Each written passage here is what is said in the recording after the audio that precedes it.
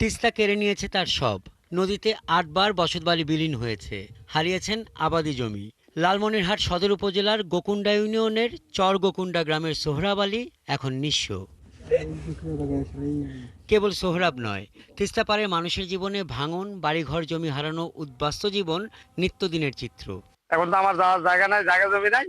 আর নদী যদি খোঁড়া বাস্তবায়ন হয় তো মনে করেন তাইলে আমরা হয়তো সুখী হতে পারবো। এর বহু কিছু ছিল, গাছ গাছালি বহু ছিল, বাগান ছিল, হ্যাঁ, মাছের খামার ছিল, হ্যাঁ, হ্যাঁ, অনেক কিছু এখানে আমাদের আসলো। এই জিনিসগুলো সম্পূর্ণ নদী নিয়ে গেছে। তিস্তা শাসনের মহাপরিকল্পনা নেওয়া হয়েছে অনেক আগেই, কিন্তু এখনো কাজই শুরু হয়নি।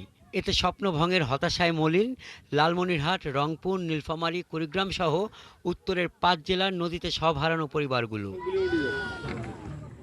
মহাপরিকল্পনা দ্রুত বাস্তবায়নে দফায় দফায় গণপদযাত্রা, স্মারকলিপি প্রদান, মশাল প্রজ্বলন সহ নানান কর্মসূচি পালন করে তিস্তা পাড়ের কয়েক লাখ মানুষ। ক্ষতি মানে নিঃস্ব করে ফেলেছি। ৭-৮ মাটির ওয়া মনে করে ধ্বংস। বর্তমান গুছি বেটার পাইনি। আমরা ইলিশ সিলিশ চাই না, তিস্তা নদীর একটা নদী খনন করার কথা শুনতেছি।